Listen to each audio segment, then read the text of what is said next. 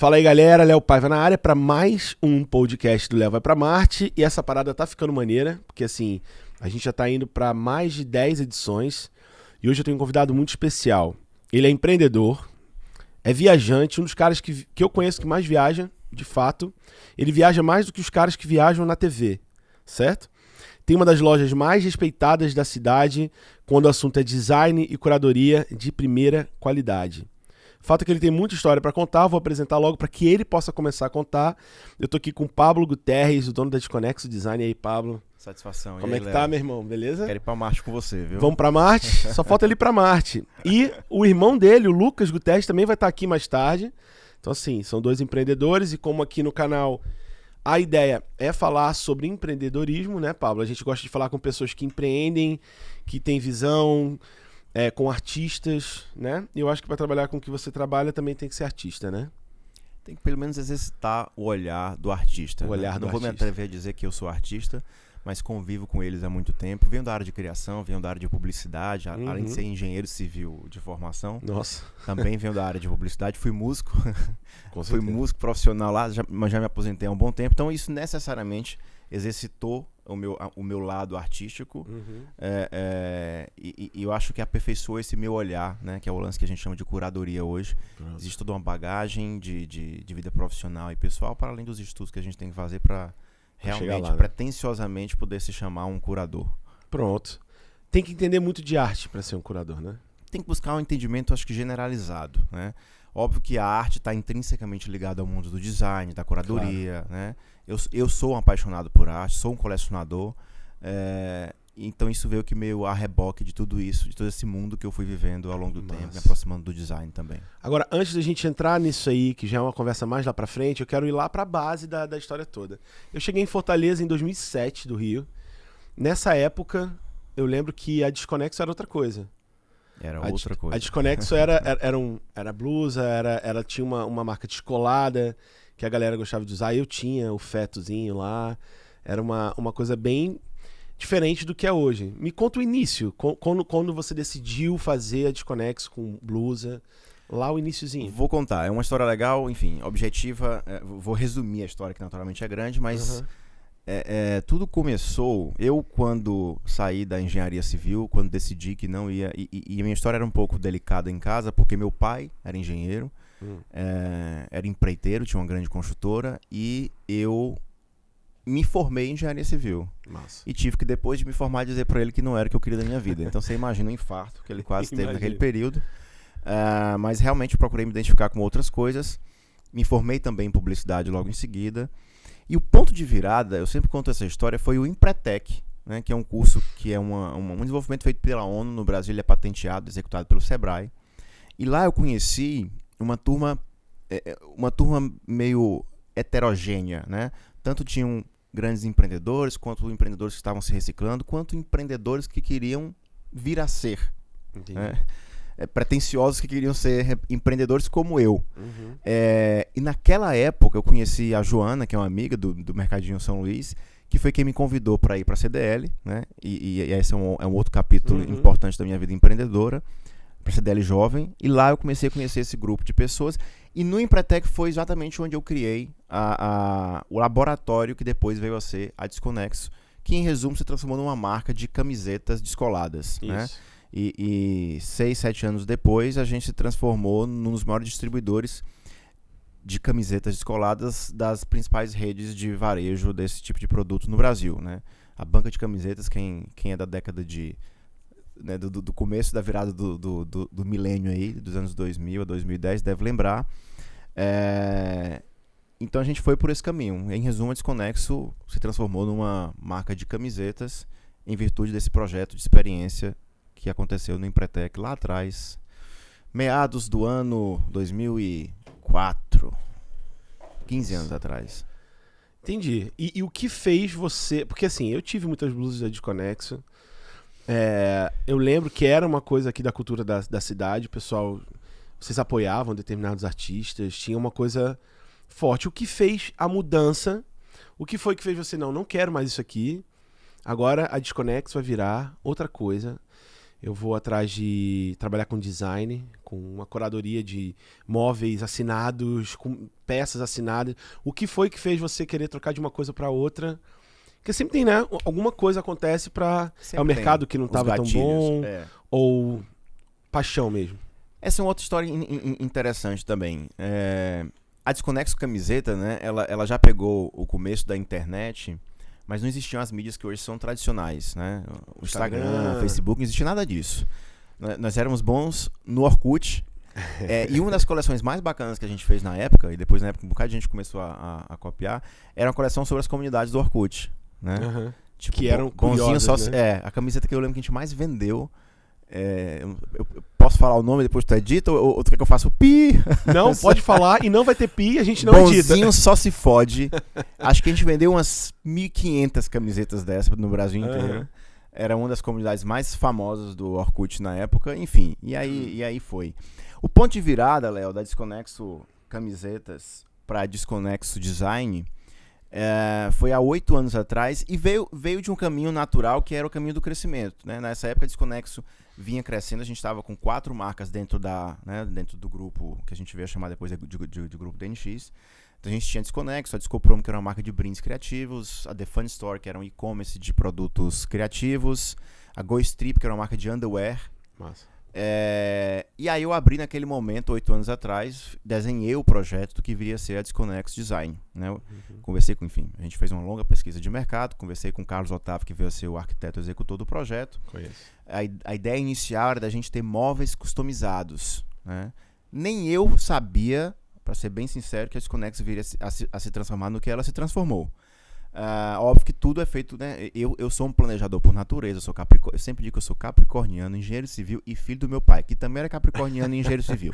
Então você imagina o cara mais planejado.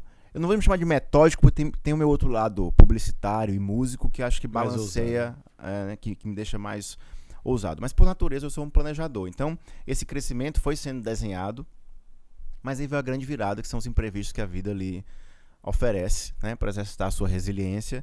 Meu pai teve um problema de saúde muito grave há 8 anos atrás. Na verdade, ele já tinha um problema de saúde, foi fazer uma cirurgia e os médicos disseram que em 48 horas ninguém se preocupasse, que ele estaria de volta para a empresa dele, que na época tinha 1.000 funcionários. Nenhum dos filhos trabalhava com ele.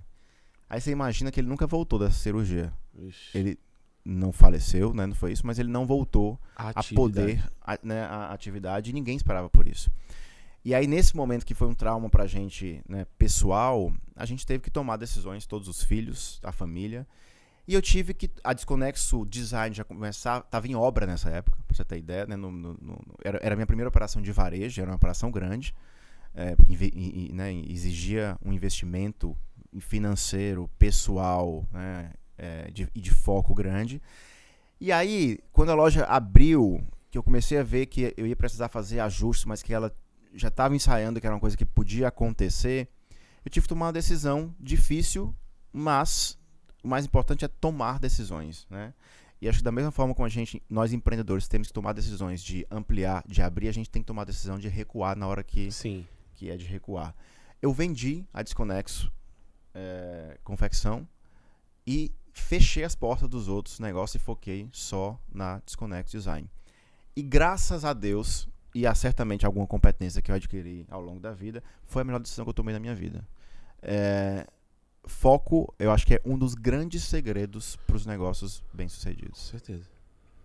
E assim foi que a Desconexo Design se transformou em Desconexo Design, né? Começando de uma forma focada. E essa foi uma decisão que a gente conversou muito com o mercado, né? Tô indo para um negócio diferente, eu vou vender móveis assinados, vou me chamar de Desconexo, vai gerar uma confusão. No fim, depois de muita pesquisa que a gente fez, a gente entendeu que o nome Desconexo que a gente já tinha construído era forte o suficiente para que a gente pudesse, com comunicação, informar ao mercado, aos poucos, essa mudança e usufruir do que a gente tinha durante 8 anos conquistado, né? Lógico. A Desconexo Confecção, ela tinha esse trabalho não só de apoiar artistas locais, mas de fazer intervenções no Brasil. Ela tinha uma pegada já desconexa mesmo, né? O próprio nome não me permitiria ser diferente.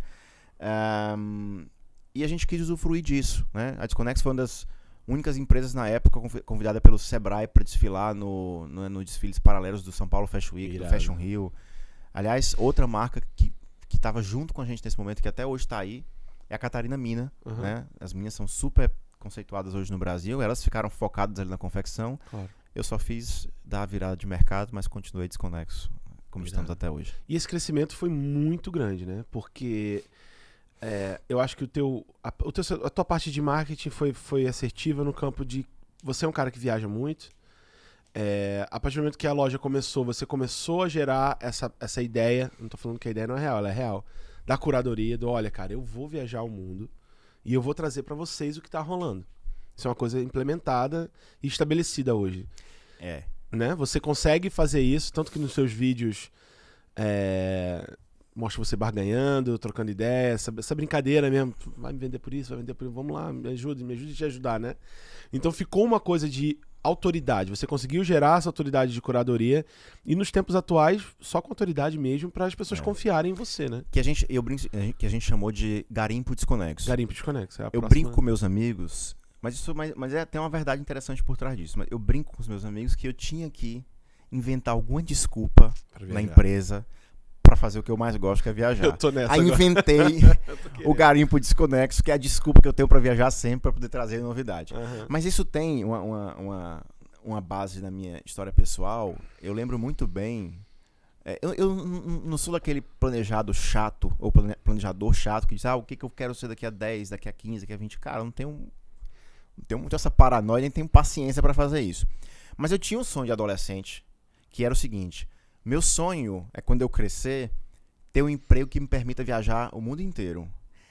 E eu não sei se eu desenhei a minha vida para isso, mas eu acho que tudo foi fluindo para que isso acontecesse. Então, hoje, de fato, eu viajo por prazer, mas ao mesmo tempo posso usufruir desse prazer de viajar para trazer garimpo, para trazer exclusividade, para trazer curadoria, para exercitar o meu olhar. Com né? certeza. Eu sempre digo que garimpar não é só sobre caçar relíquia, é sobre o exercício do olhar.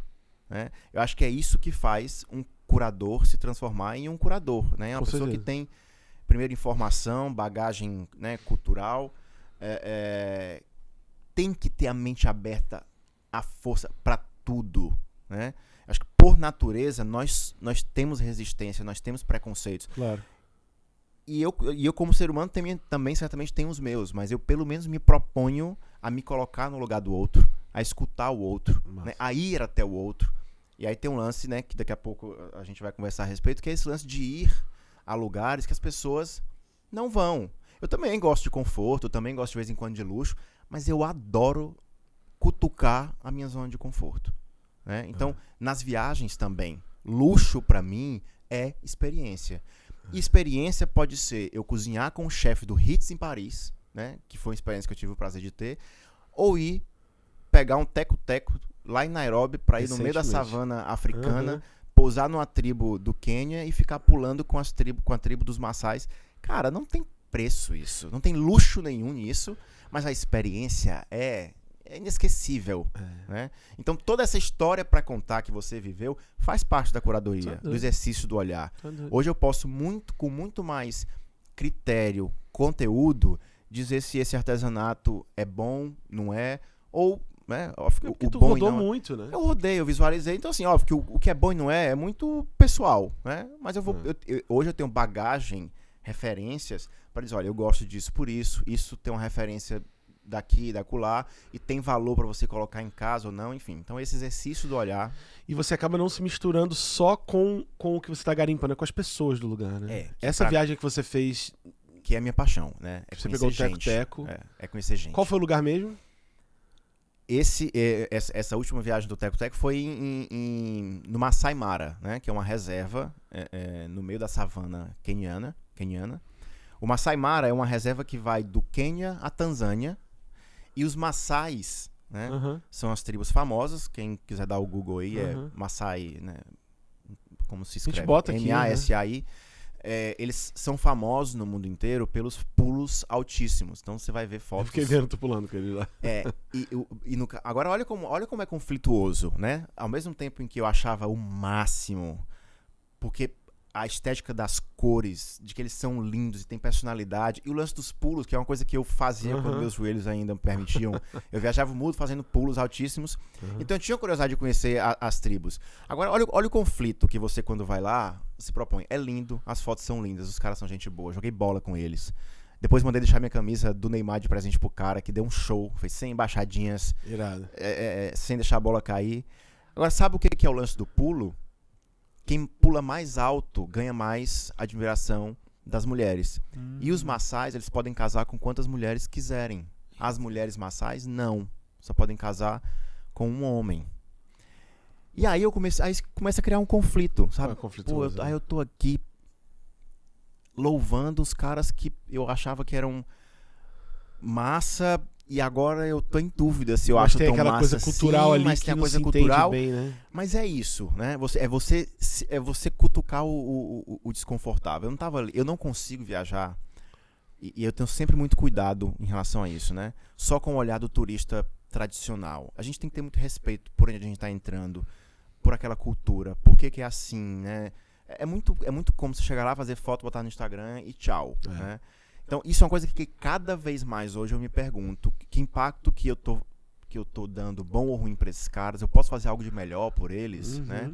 Então, uma das coisas minimamente que eu pude fazer, por exemplo, nessa viagem, foi conhecer a história das mulheres, que para mim são as grandes guerreiras da tribo, ainda que os homens sejam considerados guerreiros. Guerreiros coisa nenhuma, são guerreiros porque caçavam leões, né? Hoje em dia isso é proibido, para alimentar a família. Mas se você pesquisar a história das mulheres Maasai, cara, elas são foda, né? E hoje existem já, né, elas conseguiram aos poucos ir mudando essa história que é muito comum, né, do machismo nas tribos africanas, né, essa coisa de que o homem é quem manda. Então esse projeto que a gente foi visitar é um projeto em que todo o artesanato que é feito por elas, antes eram os homens que ficavam com dinheiro. Esse projeto, ele obriga por lei que todo o dinheiro arrecadado, né, a gente foi lá garimpar com elas, seja revertido às mulheres. Elas fazem do dinheiro o que elas bem quiserem. Nossa. Então a independência financeira é um começo da independência que elas estão buscando, né? Porque existem vários outros temas conflituosos aí dentro das tribos africanas.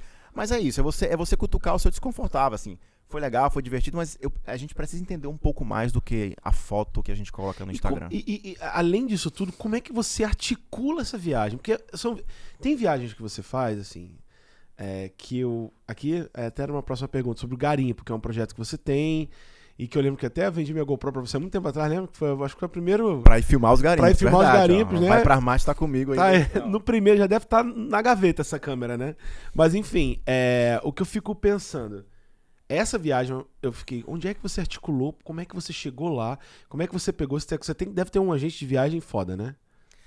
Eu tenho duas coisas. Primeiro, sim, eu tenho uma grande amiga, a Rebeca da Pós do Pouso, que tá aqui nesse prédio, que me ajuda muito. Pois eu vou querer conhecer ela. Vale a pena conhecê-la. Agora, óbvio, como eu já lá em casa todo mundo é amante de aviação, e eu sou um pesquisador por natureza, eu faço muita coisa self-made. Não indico, a menos que você seja muito seguro, expert, né? Seguro, porque esse tipo de viagem mais fora do circuito, você tem que realmente ter um tipo de expertise específica. Se mete em furada, né? Agora, também, ok, se tiver a fim de experimentar, experimenta, quebra a cara e faz de novo e dá certo. Eu não durmo, né? Hoje eu até durmo melhor, mas assim, hoje eu durmo tipo 5, 6 horas por dia no máximo e tô bem. E minha vida de madrugada tá fazendo negócio e pesquisando passagem, experiência pelo mundo. Sempre, todo dia. Não consigo ficar um dia da minha vida sem fazer isso.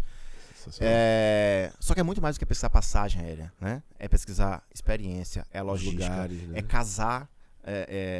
Você imagina, eu fiz agora pela segunda vez a volta ao mundo em 33 dias, visitando 10 países, 15 cidades. Tu imagina a logística. Tu fez a volta ao mundo em quanto tempo? Em 33 dias. A primeira eu fiz em 45. 10 países. Só que tu vai sempre por pontos diferentes, né? Sempre, que é mais difícil ainda, né? Porque tu imagina que se tu vai de vez em quando para os Estados Unidos, né? Que é, tipo, óbvio. E tu tem, eventualmente, problemas com imigração, ou não sabe se a mala vai passar, se o raio-x mudou. Tu imagina o que é tu fazer em 33 dias 10 países diferentes, em que as leis são diferentes, a regra da passagem era diferente. Cada fiscal do raio-x de cada um desses países pensa diferente em relação aos seus líquidos, à sua mala, ao peso que você está carregando. As regras das companhias aéreas são diferentes. E as pequenas culturas, eu vou te dar um exemplo, por exemplo, na primeira volta ao mundo que eu fiz, que eu tava saindo do Havaí, nos Estados Unidos, para o Japão. E eu me lembro que na esteira de bagagem no Havaí, né, americano é business, é comissão, é gorjeta, chips, e o cara em cima da esteira de bagagem me ajudando lá só porque queria levar os 10, 15 dólares dele. E quando você pousa no Japão, você oferecer gorjeta, até 10%, é considerado uma ofensa gravíssima. E eu tinha que a cada 4 dias mudar o meu mindset completo para tudo. Pra língua, pro tempo, né, pro clima, pras leis do país, pras regras da companhia aérea, pra regra do raio-x, pro modo de comunicar com as pessoas, pro tom que você fala com o japonês, que é diferente do que você fala com o americano, que é, né, aquela coisa imponente. Né? Então tudo isso é um exercício. Sabe, é um exercício de se colocar no lugar do outro, é um exercício de enxergar a cultura por um olhar que você não estava acostumado. E nas 2 voltas ao mundo, o exercício que eu me fiz foi esse: eu quero ir para 10 lugares que eu nunca fui, eu quero me experimentar. Na primeira, eu quebrei a cara um bocado de vezes por conta disso. Na segunda, eu já fui mais macaco velho. Já resolveu. Porque de tudo acontece nesses 30, 40 dias. Todo tipo de imprevisto que você pode imaginar acontece. Mas não, eu fico pensando... Quanta história tem pra contar hoje? A história pra uma vida. Não, o garimpo. Vamos lá, você tá num lugar diferente. Pronto, você tava na África agora, né? Aí tu achou uma coisa lá. Tu tem que levar isso pra todos os outros países até chegar no Brasil, né? Tenho. Como é que você faz esse esquema de... Porque com certeza tem excesso pra caralho, né? O cuidado, porque deve ter muita coisa frágil. Como é que você... Você já trouxe um móvel gigantesco de algum lugar pra cá? Eu trouxe uma porta do século XVII do Marrocos, que foi o maior transtorno da minha vida. Esse eu mandei despachar, não trouxe comigo, mas eu trouxe comigo, quando eu fui da primeira vez, uma escultura do século XIX de mármore de 15 quilos do Laos e um cavalo de bronze de 15 quilos do Camboja. Eu atravessei o mundo com as 2 na mão. Então tu imagina aí, eu não faço mais isso hoje, não tenho mais saúde. Prefiro correr o risco. Amanda pro Brasil, se chegar, chegou, se não chegar, ok. Então uma coisa assim, quando é pra mim, eu tento trazer comigo, eu mando despachar. Quando é pra loja, já existe todo um trade, né? Aí tem os importadores que fazem todo o processo legal da coisa.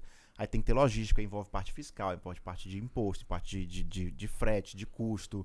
Aí já é uma outra dinâmica, que já existem os distribuidores, os importadores especializados nisso. Então quando é pra loja, aí eu já envolvo essa turma profissional. Quando é pra você, você se lasca mesmo. Quando é pra mim, eu corro. Você abraça. Eu abraço o risco. Então, os itens mais curiosos foram esses. Uma porta. Cara, tem muitos, né? Se tu for lá em casa um dia, se eu te mostrar um vídeo, assim, tudo tem uma história. Como eu digo, tudo que tem na minha casa e na loja, tudo tem uma história pra contar. Nada tá ali de forma decorativa. Cara, eu lembro uma vez que eu fui na Desconex e tinha uma caixa preta. Caixa preta, de um Boeing 737, verdade. Uma caixa preta de avião.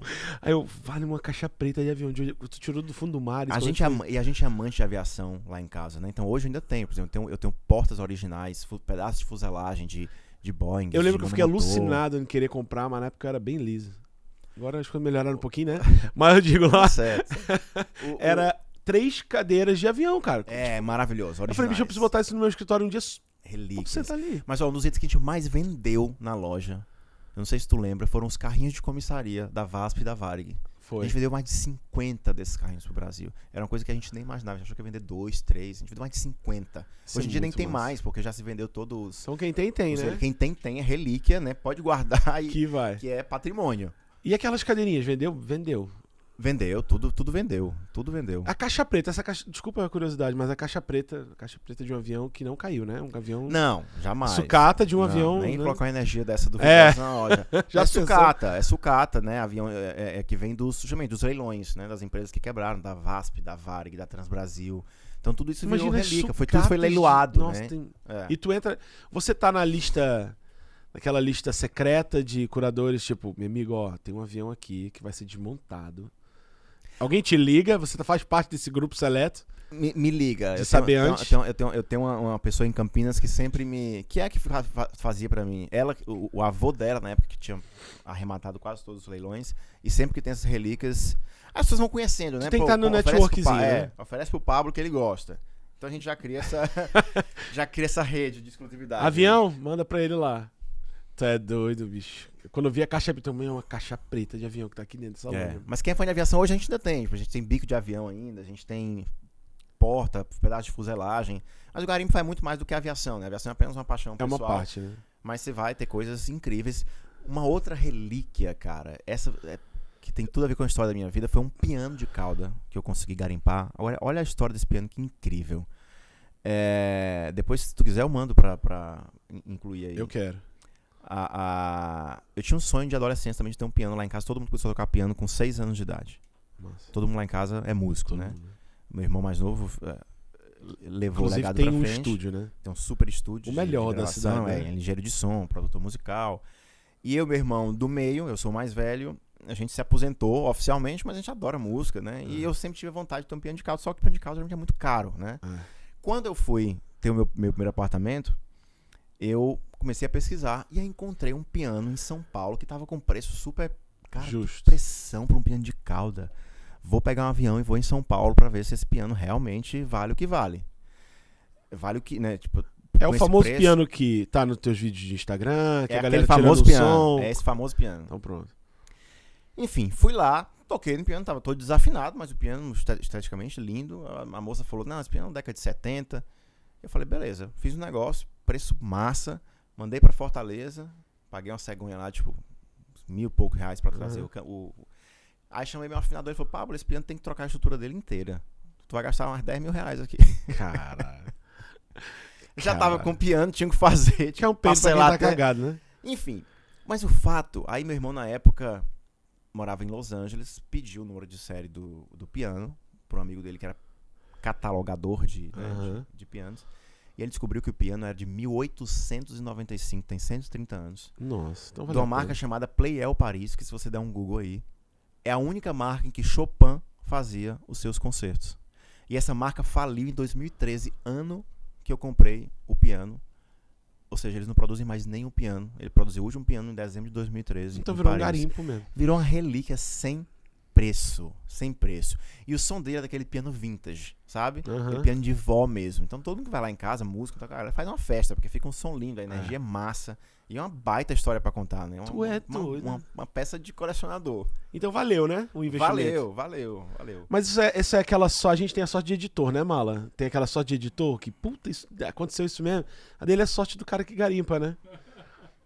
O que era um bucho virou um senhor... Mas o garimpar é isso, né? Você não pode ter medo. Por exemplo, quando eu vou pra Berlim, pra Istambul...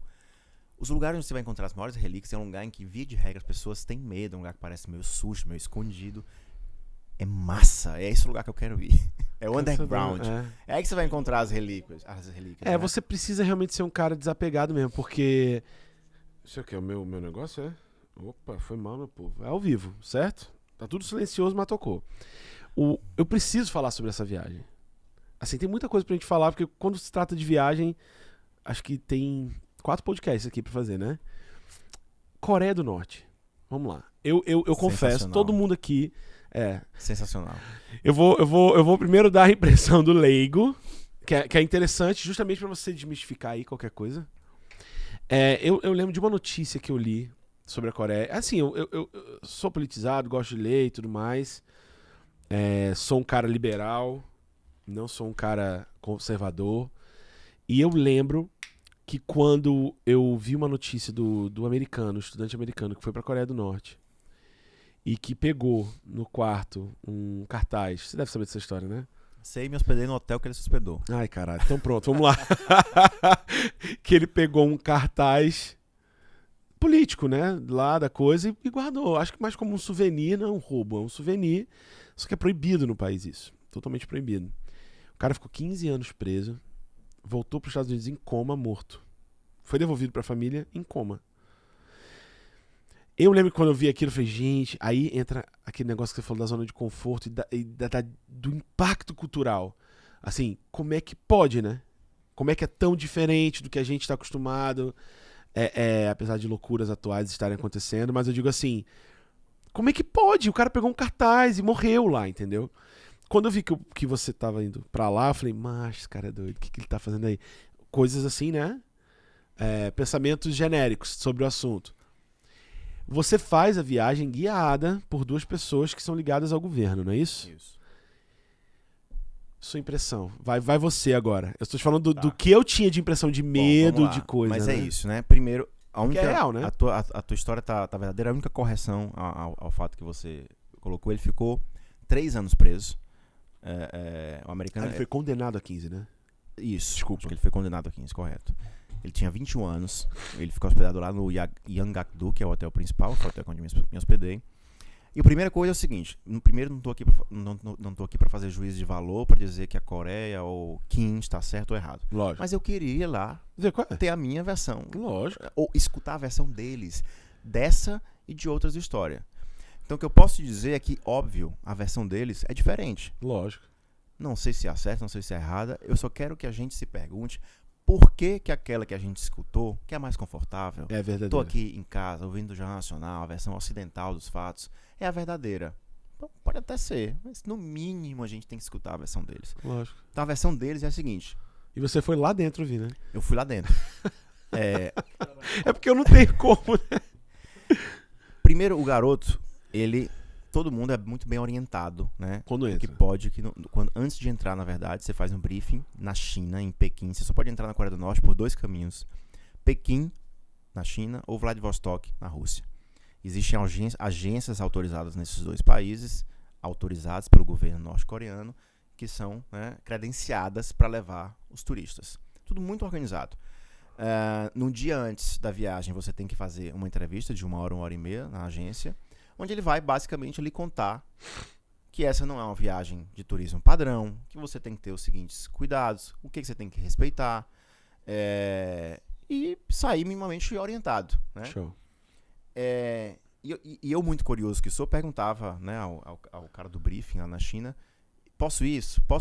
Posso conversar com os norte-coreanos? Posso comprar um violão, que era o que a gente queria fazer? Posso bater foto? Que acho que isso é o terror, né? Então eles davam as orientações, mas no final eles perguntavam, tudo que você tiver dúvida, pergunte aos seus guias. Pergunte aos seus guias. Não faça sem perguntar. Não faça sem perguntar aos seus guias. Então, assim, se eu tô indo pro país deles, eu minimamente tenho que respeitar as regras do jogo deles. Lógico. O país é deles. Então eu tava a fim de conhecer e fui lá muito bem orientado, sem querer fazer nada de errado.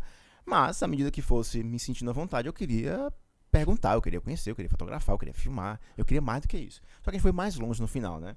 Mas tudo com respeito, né? Que eu acho que isso é o importante. Eu achei que foi uma viagem bem soltinha. Super. Né? E aí você começa... tipo, rapaz. E aí que você começa a quebrar as impressões.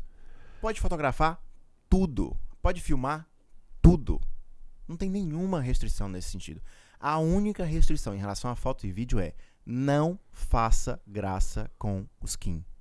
As estátuas, as fotos dos Kim, né? Kim Jong-un, que é o atual líder supremo, o Kim Jong-il, que é o pai dele. Líder que é supremo, né? É o presidente. Forte, né? E o Kim Il-sung, que é o avô.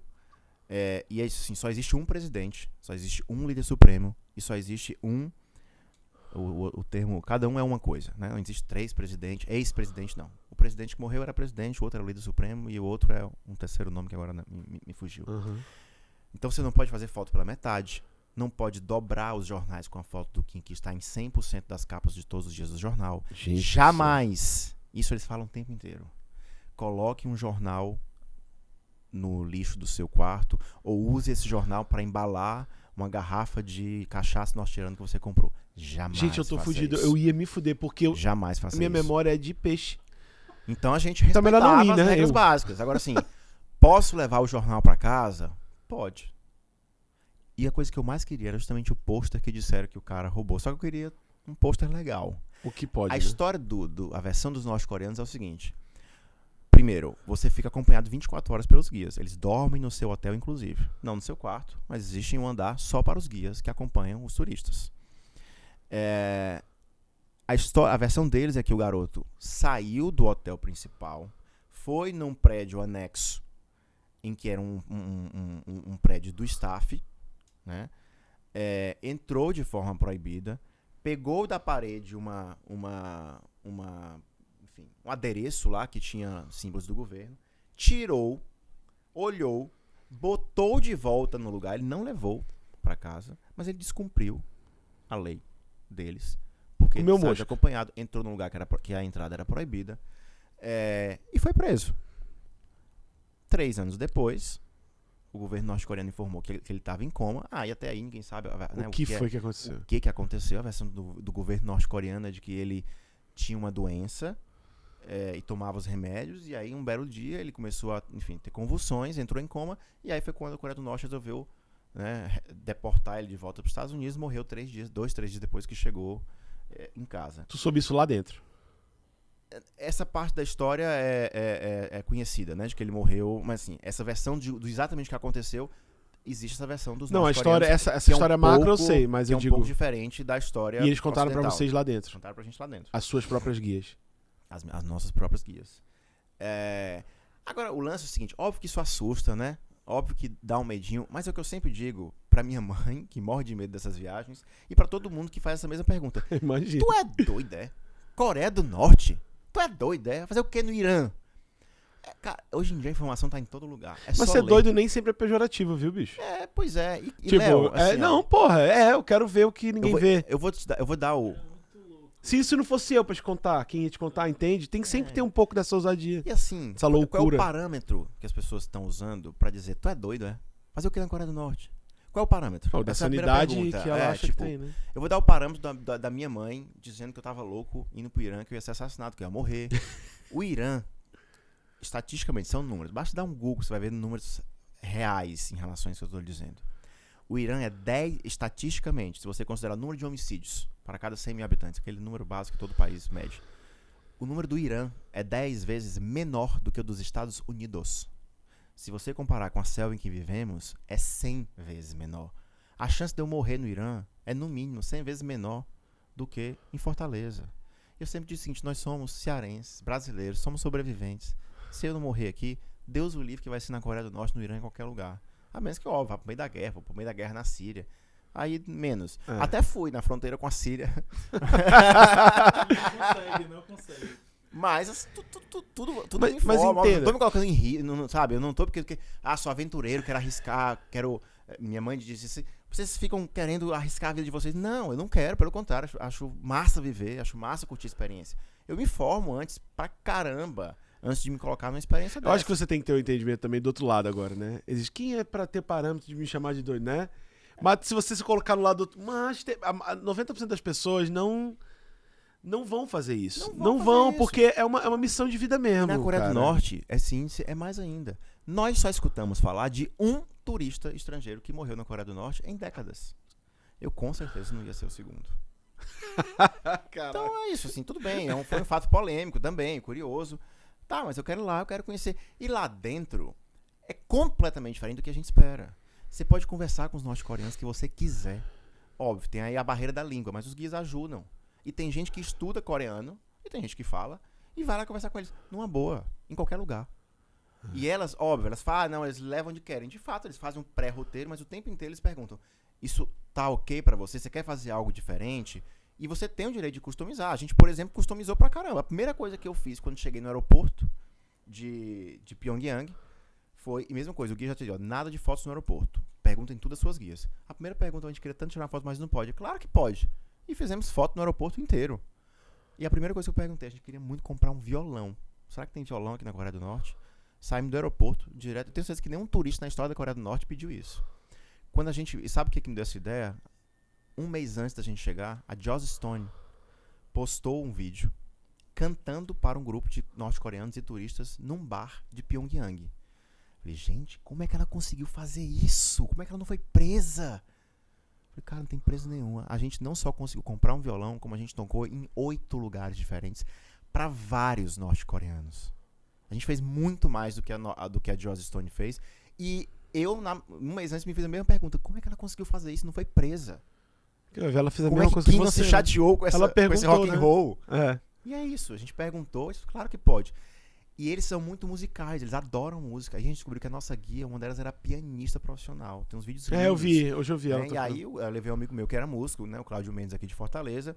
E a gente começou a interagir. E onde a gente ia, tinha um piano de casa. A gente perguntou, pode tocar? Pode. E tinha lugares que as pessoas não deixavam a gente sair. Começava a servir cerveja pra gente continuar tocando e as pessoas começaram a continuassem frequentando e animando o local. Isso não tem preço. Não tem preço.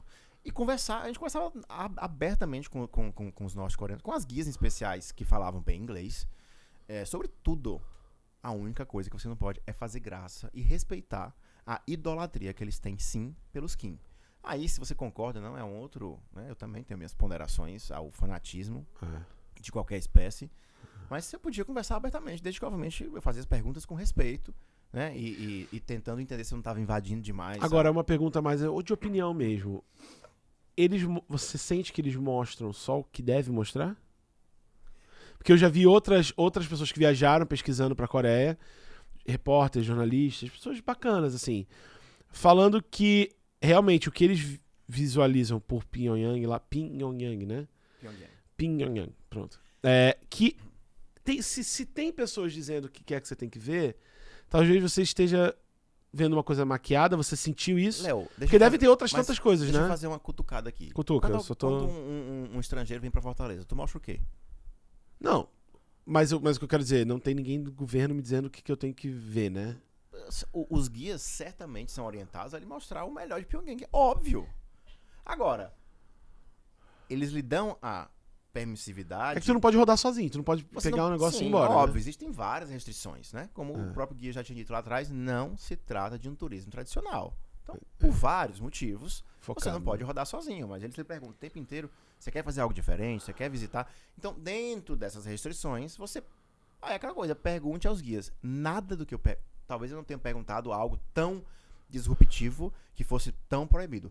Tudo que a gente perguntou, eles disseram sim, pode. Tudo. Eu não recebi um não sequer das nossas guias. E eu, como curioso que sou, queria conhecer, por exemplo, eu queria muito conhecer as crianças norte-coreanas. E aí ela levaram a gente para um centro de recreação. A gente foi assistir os shows das crianças, depois foi conversar com as crianças. E eu fazia todas as perguntas que me apeteciam, eles respondiam tudo. Óbvio que eu não fui entrar no mérito de... Eu questionava assim, eu perguntava muito de política, me interessa muito isso. Mas eu não ia entrar em méritos do tipo... Eu vou deixar o cara desconfortável no nível de dizer... Mas essa história aí dos Kim, isso aí não é só fingimento, não. Eu não ia entrar nesse mérito. Aí tu pode estar mal, né? Aí eu me ferrava, né? Mas eu perguntava, como que é a relação de vocês com os Kim? Todo mundo é obrigado a usar esses brochezinhos com a foto deles que vocês usam? Então eu fazia algumas perguntas que poderiam ser desconfortáveis. Eles me respondiam tudo. Não, o broche não é obrigatório, mas 80% das pessoas usam 24 horas por dia. Uma das nossas guias não usava. A outra usava o tempo inteiro. Perguntei. E ela disse, não, você pode usar se você quiser, mas a gente respeita muito os nossos líderes. E eles não respeitam, né? Eles idolatram. É um negócio assim, realmente... Né? Se você vê os vídeos da idolatria, mas o ápice é quando você vai visitar os túmulos, né, de Kim pai e Kim avô, que estão lá eles chamam em inglês Resting in a Lifetime Appearance. Então, estão lá repousando como se estivessem em vida. E foi curiosíssimo, porque quando a gente entrou, vai em grupos de filinha, você tem, mesmo turista, que fazer a reverência 3 vezes de frente, de lado e do outro lado. Gente. Para cada um deles, é obrigatório. Então é isso, assim, se você entrou no jogo, por exemplo, eu já ouvi falar de história lá de gente que não foi fazer a visita porque não concordava em fazer a reverência. Eu queria conhecer, e eu tô ali pra entrar no jogo. Reverencia, né? O reverenciar não significa que eu tô louvando os caras. Tô entrando no jogo deles porque eu quero conhecer os bastidores, sabe? Se você não topa, beleza, é um direito seu, não vai. Eu ia dançar conforme a música pra conhecer aquilo ali. E quando a gente foi, tinha um grupo de umas 40 norte-coreanas. E a reação delas é assustador. Se vocês derem um Google aí, quando Kim Jong-il morreu... O choro 2011, coletivo? Que aquilo é real mesmo, né? Se aquilo... Eles são obrigados a fingir choro se não morrem. Não é fake não, gente. Eles realmente acreditam que eles são Deus. É desesperador a comoção deles, né? E, tipo... 8 anos depois que o pai morreu e, sei lá, 15 anos depois que o avô morreu, elas se debruçam no chão. Os homens são mais contidos, né? Mas as mulheres, elas se debruçam, elas gritam. É um negócio, é uma experiência épica. Épica. Eu imagino. E eu imagino que você tem que ter muita coragem. Na verdade, não é coragem... Quando eu digo coragem, não é no sentido do medo só, não. De você investir nisso, porque... Eu admiro... Eu quis você aqui porque eu admiro muito pessoas que fazem a vida girar em torno de viagem. Quando você falou no início da nossa conversa, quando eu era moleque, queria ter um trabalho que eu viajasse o mundo. Eu me identifico porque hoje eu estou nesse momento. Eu estou no momento de eu quero que o meu trabalho me leve para o mundo. Então você cria pretextos e coisas, você conseguiu encaixar isso perfeitamente no teu trampo. Não é uma coisa desconexa. Desconexa, né? Não é uma coisa desconexa do que tu faz. Então, pra você viajar, tu aproveita e insere trabalho no meio do teu conhecimento, né? E aí, para além do garimpo desconexo, né, que tá diretamente ligado ao nosso dia a dia, até aquilo que a gente vende, a gente criou, de novo eu criando motivações para justificar as minhas viagens, o que a gente chama de experiência desconexo. E a experiência desconexo já tem um outro olhar do garimpo, que é justamente o como você se provocar a viver coisas fora do comum, né?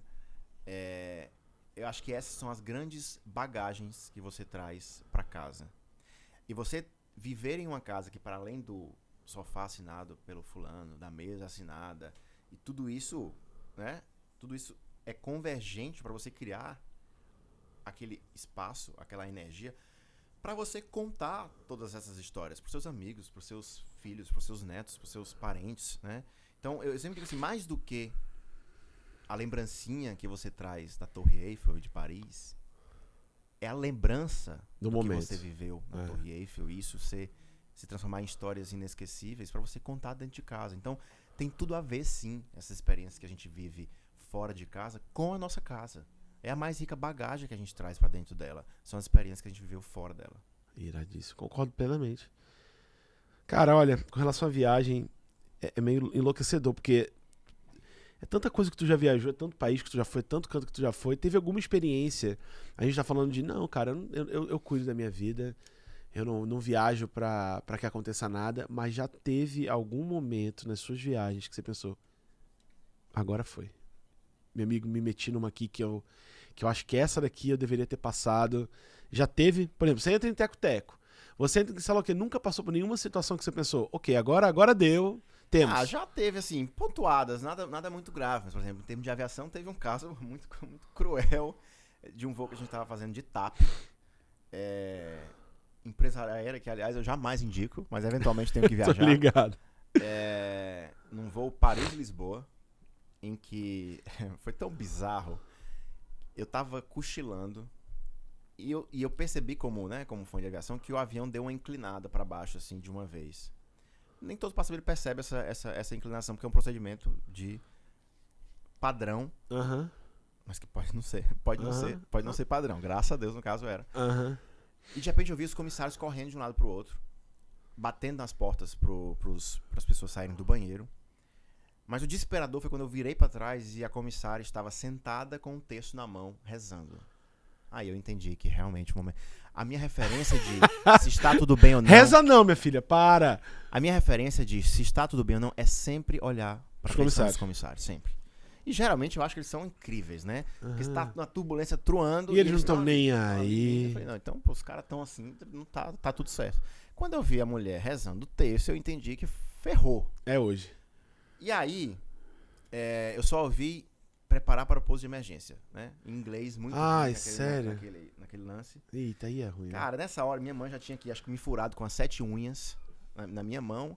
E minha outra amiga, disléxica, estava aqui ainda, jogando iPad, jogando joguinho. Nem aí, né? E eu só dei um tapa assim, Fabi, tu não entendeu que a gente vai fazer um pouso de emergência? Pé da vida, porque ela tava calma, mas ela não tinha entendido ainda, ela não fala inglês. Devia ter deixado ela na ignorância, cara. E, enfim, foi um momento de pânico, mas foi um pânico mudo, em que todo mundo no avião tava sem acreditar. Não, vai naquilo. Dar certo. Enfim, no resumo, o que aconteceu? 15 minutos depois, benze a Deus, o avião estabilizou. E o piloto, aí depois de você já ter se cagado nas calças, avisou, explicou que ele tinha tido um alerta de que o vidro da cabine tinha fissurado, e o procedimento de segurança padrão uma atitude boa. É justamente colocar o avião bico abaixo para ir para uma atitude sem muita pressão. Sem muita pressão, para evitar que se acontecer realmente da cabine fissurar, os pilotos não percam consciência e o avião não fique desgovernado. Então, é um procedimento padrão para eles. Para um passageiro, jamais vão colocar um avião de bico para baixo. Não, e tem que ser rápido, né? Porque se tem um aviso de fissura, ele tem que descer logo para uma altitude. Exato. Então, por isso é que ele realmente coloca o bico para baixo e vai com tudo. E aí, esse foi sério. O momento de pânico. Esse foi o momento de pânico. Cara, na verdade, eu viajando, com certeza você deve ter passado por muito mais coisa. Eu tive uma história que vale a pena contar, foi indo pra Buenos Aires mesmo. Aqui, nossa, Buenos Aires, querido, aqui do lado. Fomos pra Buenos Aires. Quando estamos chegando em Buenos Aires, eu e minha esposa, a gente tá indo.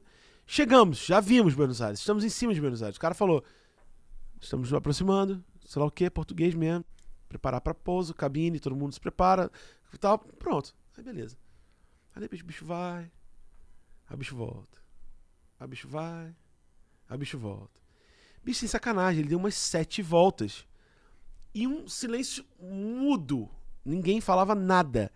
Aí eu cheguei pra minha esposa assim, eu sou o cagão, né? Mas eu finjo muito bem. Eu tô muito cagado, mas eu tô pleno. Meu amor, é normal isso aí, a gente tá dando volta aqui sem parar, né? Aí minha esposa, que é bem tranquila, ela... eu já tô sacando, já tô meio bolado aqui, o que tá acontecendo? Porque é duas uma. Ou tá soltando combustível pra fazer um pouso de emergência, ou é tráfego aéreo. Tá esperando pra descer. E o cara nada de falar, aí passou... Querido, o que tá acontecendo? Por que a gente não pousou ainda? Não, tá tudo certo. Aí, porra, mas tá tudo certo, me fala por quê. Aí passou, cara, o que tá acontecendo? Por que não tá? Aí a galera já ficando desconfortável, embora lá, todo mundo meio bolado dentro do voo.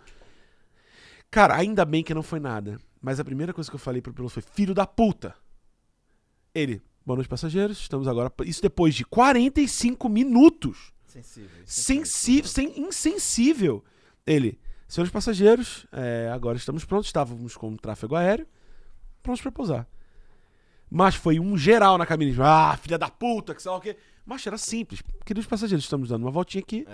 Só esperando. É padrão, mas de novo, né? Para os passageiros, não. Porra, mas tu só comunica. No teu não tinha o que comunicar. O cara não vai no meio de uma emergência me embicar. Senhores passageiros, estamos descendo porque sei lá o quê. Não, o cara resolve e fala. Agora, 45 minutos rodando, brother. Eu gosto muito de... O meu medo de aviação faz eu ter interesse. Você não, você só gosta. Eu tenho medo. Então o meu medo... faz eu ter interesse. A gente tava pousando uma vez no Chile, eu acho. Cara, pense numa crosta cinza na janela. Qual dessa tua blusa aí? Uma crosta cinza, você não vê nada. Aí eu acho isso não tá certo, né? Isso não tá maneiro. E o bicho descendo pra pousar, dizendo cinza. Pista, chão. Macho, foi um negócio assim, tipo... Cinza, pista, chão. Você não tem visibilidade nenhuma. Aí eu, não, vou perguntar pra esse piloto como é que esse bicho pousou. Aí quando acabou eu falei, cara, de curiosidade, como é que você pousou? Na frente a visibilidade é melhor do que aqui do lado. Aí ele, cara, mesma merda. Como é que você pousou? E na verdade quem pousou foi o avião mesmo, eu não fiz nada não. Aí ele falou assim, ele me explicou desse jeito. Esse aqui é o manche, certo? Ele fica assim. Negócio fazendo, e ele só que... Ele diz que quando ele vê a aproximação, quando tá no método de segurança lá, se ele achar que ele tem que intervir pra arremeter ou fazer qualquer merda, ele faz. Ele disse que ele não pousou, que ele pousou foi o avião. Não, o bicho foi tranquilão, pá, pousou. Mas é muito foda isso de aviação. O meu medo me faz estudar a respeito. É fascinante. Essa foi a pior sua. Foi a pior mesmo. E esses teco-teco da vida, tu não fica com medo não, mas porque esses teco-teco é onde dá merda, né? Fico. Não, nem sempre, né, cara? Eu quero que eles vão... Não, foi minha primeira vez no teco-teco, eu tava morrendo de medo. Eles voam em baixa altitude, né? Mas aí treme que só, né? As duas pilotos eram mulheres. Sabe que isso me deu muito mais tranquilidade? São mais tranquilas, né? Nem sei se são, sei lá, mas não sei. Te passou uma paz. Naquela hora me passou uma paz. Me passou uma paz de que elas são mais responsáveis, pelo menos. E foi tranquilo, foi super tranquilo. E foi a primeira vez, eu nunca tinha feito, jamais voaria, morri de medo. Enfim, na hora tinha que voar e voei, deu tudo certo. Tipo, você entrega, né? Você entrega. Você é doido. Cara, a gente poderia falar de viagem até amanhã. Eu quero só puxar um outro assuntozinho aqui que a gente tem em comum, a parte da arquitetura. Eu também trabalho com arquitetura, tem uma agência voltada para isso. A gente aqui no podcast sempre gosta de indicar coisas para as pessoas pesquisarem. Você é uma loja que trabalha com... Você não, né? Você também. A sua loja trabalha com design, com curadoria, com assinatura, onde uma mesa tem uma história gigantesca por detrás, não é uma coisa de grande saída, né? Cada coisinha tem uma história. Inclusive aqui no meu escritório tem um único artefato que veio de lá, né?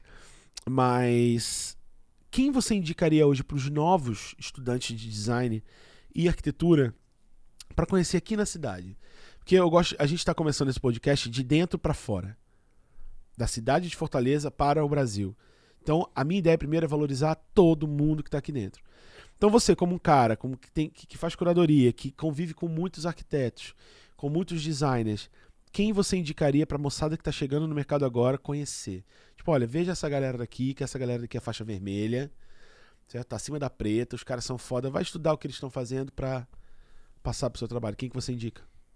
Léo, eu não vou me atrever aqui a indicar pessoas físicas dentro da arquitetura, porque eu cometerei indelicadeza, mas eu acho muito interessante a tua pergunta, e eu acho, de fato, que a gente tem que começar valorizando o que é nosso, e a nossa riqueza cultural, arquitetônica, não só de Fortaleza, mas do Ceará como um todo, é muito grande.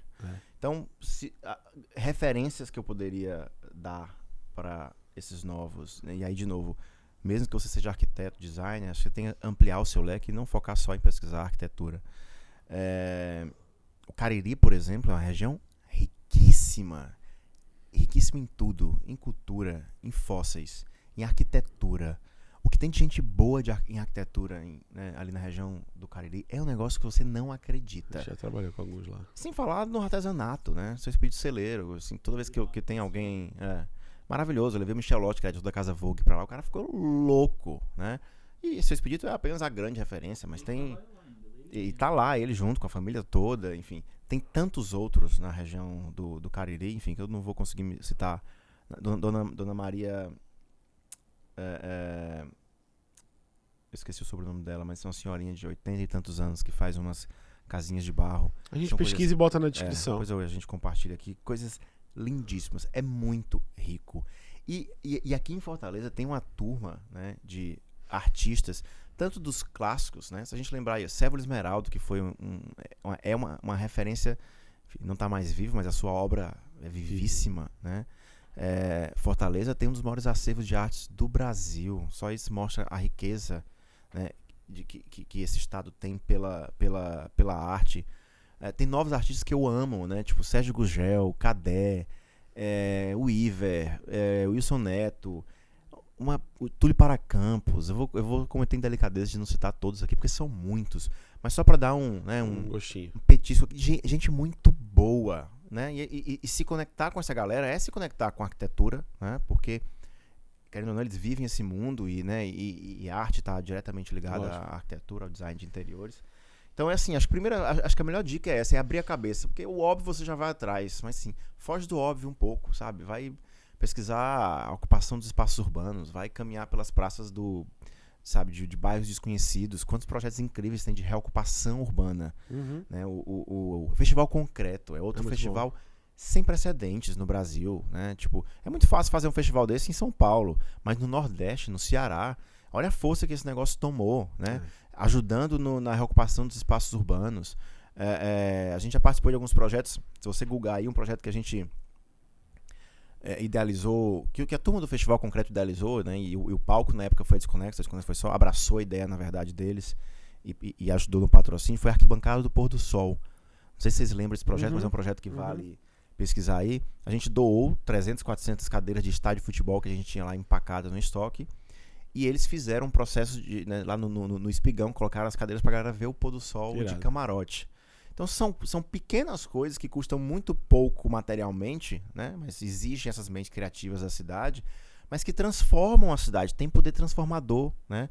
O uso, né, a apropriação dos espaços urbanos é algo que afeta diretamente a violência que a gente tanto reclama. Né? Então são pequenas... A turma aqui é muito boa, né? E você juntar essas mentes criativas, estar perto delas, tem um valor imensurável. Irado, isso já ajuda muito, cara. A gente gosta de indicar. Tem um quadro novo aqui, que vai começar hoje com você, que é o seguinte: você vai me indicar 4 nomes que você acha que deveria bater um papo comigo. Pessoas que você acha da arte, qualquer coisa de viajantes, pessoas que você admira, uma dona de agência que tem muito o que falar. Seja o que for, você vai me indicar 4 nomes. A gente vai tentar pelo menos trazer um pra estar aqui, porque eu queria que sempre a pessoa que veio... Cara, fala com essa pessoa é maneira. Então a gente vai começar a passar isso pra frente e vai Tu quer convidar. que eu diga agora? Eu quero que você me diga 4 nomezinhos aqui. Bom, certamente depois eu vou lembrar de outros e vou te mandar. Mas vamos aqui. O que Publicamente, tá de publicamente. bate-pronto aqui publicamente. Eu acho que o Sérgio Gugel, por exemplo, ele é um artista que certamente dá pano pra manga, porque ele é um cara autêntico, né, de uma obra irreverente, crítica, polêmica. A Rebeca da Pós o Pouso, né, ela tem justamente essa viagem não só de mais uma agência de turismo, ela vai no mínimo detalhe e ela faz, né, ela não vende passagem aérea, por exemplo, ela vende roteiros customizados baseados em experiências. Ela que é minha vizinha aqui. Ela que é tua vizinha aqui. É um Perfeito. nome que certamente, né, tu que gosta de viagem vai adorar Demais. conversar, porque ela vai te mostrar um outro lado das viagens de experiência que pouca gente conhece. Massa. Vamos lá. Pode ser tudo, terceiro viu? Nome. Qualquer arte que você goste, música. Águida Muniz. Águida. A secretária Águida Muniz da Selma. Esse é o nome dentro da gestão pública, por exemplo, para poder modificar um pouco. Mas é uma pessoa de uma mente Pra frente. proxidade, né? É uma pessoa seríssima, que sempre escuta as propostas, né? E que está muito ligada ao lance de juntar as parcerias público-privadas em prol da cidade. Massa. Eu acho que é uma pessoa que tem uma mente... É legal porque você vai ver uma outra mente dentro da gestão pública. É uma pessoa que eu particularmente admiro muito e me faz acreditar que, existe sim gente muito séria, competente, mais do que isso, Massa. na gestão pública e na gestão de Fortaleza. Quarta pessoa. Cara, eu vou citar aqui o Max Pelingeiro, da Galeria Multiarte, que foi premiado agora nacionalmente como um dos grandes curadores de arte do Brasil. Massa. É um cara sensacional, né, que conhece apenas tudo de arte, gerencia os maiores acervos, não só de Fortaleza, mas justamente porque ele circula, tem galeria no Rio, São Paulo e Fortaleza. Sensacional. Esse é um cara massa. E já que você me deu, agora me veio um quinto nome, eu vou citar aqui uma pessoa que eu adoro e que dá uma aula aqui de arte, de curadoria, que vai saber, por exemplo, dessas dicas para os novos profissionais como poucos. É Dodora Guimarães, que é uma grande curadora no Brasil e por acaso era a esposa de Sérvulo Esmeralda e é quem cuida de todo o acervo dele hoje. Ela é uma aula viva. Eu, quando vou ver qualquer nova exposição aqui, sempre gosto de ir com ela, porque ela tem um olhar crítico para a arte, que eu que gosto disso adoro. Eu chego lá e vejo aqueles acervos maravilhosos, tudo aquilo me impressiona. Ela disse, nossa, isso é muito ruim, né? É maravilhoso. Aí ela quebra todo o meu... E isso faz a gente aprender muito, né? Você ter alguém que conheça mais do que você. Humildade de aprender com quem sabe mais. É sempre rico. Então, assim, de bate-pronto, eu lembrei desses 5 aqui, que são, né, pessoas incríveis, mas certamente lembrarei Alguém no mundo da música? Outros. Bom, Você é muito envolvido com música. No mundo da música tem meu irmão, que tu já vai conversar. Você já foi, já deu ok. Mas eu vou citar um grande ídolo pra mim, aqui de Fortaleza, que por acaso é um grande amigo, mas ele é um ídolo porque realmente ele é um dos maiores músicos que eu conheci na vida, que é o Cláudio Mendes. Imagino. Que é músico, produtor, que, né, foi a pessoa que eu escolhi pra estar comigo na Coreia do Norte, fazer essa experiência. É um cara que entende só tudo de música e tem um pensamento aberto, é um cara que faz produção musical no Brasil, que quer desbravar também, que passou 2 anos trabalhando... Tocando em navio, então ele também conheceu... Ele, por exemplo, conhece o mundo tanto quanto eu, por exemplo, mas... por um outro caminho, trabalhando e ganhando dinheiro ainda, né? Então é um cara que eu gosto muito na área da música. Mas assim como nas artes, tem muita gente boa aqui na música também. Então, meu amigo, já temos indicação aí pra 2 meses de programa aqui. Vamos entrar em contato, vamos falar com a galera, falar que é indicação sua. E, Pablo, bicho, faltou alguma coisa, cara, que é maneiro a gente falar aqui? Faltou muita coisa, mas o bom é isso. Acho que vai ficar outro, né? Vão ficar cenas para os próximos capítulos. E ó, Pablo, aqui a gente tá começando a fazer, a gente tem um podcast que convida a pessoa, onde a gente fala da tua história, mas a gente também tá fazendo, vai começar a fazer a parte de temas, entendeu? Por exemplo, a gente vai falar aqui sobre a filmografia do Fernando Meirelles. Então eu trago pessoas interessadas no Fernando Meirelles para falar sobre aquilo. Show. Então você pode retornar ao podcast com outros viajantes aqui na mesa. Muito bom. A gente está entrevistando Viagens e Menus, Tribo Trips, entre outros tantos. Eu estava em São Paulo, conheci uma caralhada de gente foda que viaja o mundo. Então assim, a gente vai propor rodas de debate sobre viagem. Então você é um cara que teria propriedade para estar. Isso é muito bom, justamente porque viajar tem várias viagens. E você né? ouvir também a história dos outros, mas numa roda só. É muito bom. Topa voltar para uma dessa? Tá topado. Então vai ser no escritório novo já. Fechado. A gente vai lá pro outro escritório. Pablo, você é foda. Eu acho o teu trabalho muito fino. Eu acho que tem que ter personalidade para comprar o que você comprou, de ser uma referência, de fazer uma loja diferenciada realmente na cidade. E eu te dou os parabéns por isso. Há muito tempo atrás a gente fez alguma coisa junto, lá no início da Janelar. Acho que a gente vai completar 3 anos agora, viu? Tanto que os 3 Verdade, anos... a Janelar veio justamente com esse novo olhar para a arquitetura, né? Pois que é. Justamente, você é mais um dos muito bons de Fortaleza que vieram com coisas que o mercado não tinha. Esse olhar muito mais criterioso e seleto para a arquitetura. Exato. Eu fiz os vídeos lá no início. A gente vai celebrar 3 anos agora, mudando de escritório. Muito Então, bom, parabéns, mais a que gente tá merecido. muito feliz. Fico feliz de ver esse crescimento de vocês. E eu fico muito feliz de a gente estar trocando essa ideia 3 anos depois, se aproximar mais, né? E conte comigo, cara, tamo junto. Eu quis mostrar você porque eu acho que as pessoas devem saber da tua história. Nem todo mundo sabe, e todo mundo deve saber das tuas viagens. Ou seja, pessoal, siga o Instagram dele, porque no Instagram dele tem tudo, todas as viagens que ele faz, todas as aventuras que ele faz. Siga Desconexo, certo? Eu vou deixar todos os links que o Pablo tiver interesse que a gente divulgue aqui. Não sei se você sabe, mas esse vídeo vai ter um vídeo de 1 hora e pouquinho, que a gente já tá conversando, 1h20. E vai ter vários vídeos separados. Show. Então, Coreia do Norte. Para as pessoas poderem mastigar. Quem quiser mastigar o vídeo inteiro, maravilhoso, né? Mas, muito obrigado por você estar aqui. Obrigado Tamo a vocês. junto. Prazer grande. Espero que você tenha gostado de participar. Muito bom, delícia. Sem ser, a próxima quarta outra é o irmão dele. Então, assim, voltem para assistir o resto da família, que também é muito talentoso. O cara tem a maior loja de design daqui, de curadoria. E o irmão dele tem o melhor estúdio, né? Então a galera realmente sabe o que tá fazendo. Não é rasgação de seda gratuita não, porque é bom mesmo. E eu queria agradecer todo mundo que tá aqui acompanhando, que tá seguindo na audiência, que tá divulgando. Quarta-feira tem sido um dia maravilhoso pra gente aqui, tanto no Instagram, no Facebook, a coisa bomba. E, como eu disse, a partir de agosto nós vamos estar segunda e quarta todo dia. Quer dizer, segunda e quarta todo dia não. Segunda e quarta, 2 vezes por semana com o podcast. Então quer dizer que a gente tá sentindo que vocês estão gostando. Muito obrigado pela audiência. Pablo, valeu. Valeu, gente. Hoje obrigado, o Mala não prazer. tá no microfone, tá só aqui na... O Mala tá em Marte, O Mala tá em Marte. E, meu povo, semana que vem, depois aqui do Pablo, é o Riquelme da Batera, meu irmão. Como eu digo, a gente fala com artistas, seja qual for o segmento. Beleza? Forte abraço, até o próximo Léo Vai Pra Marte. Valeu!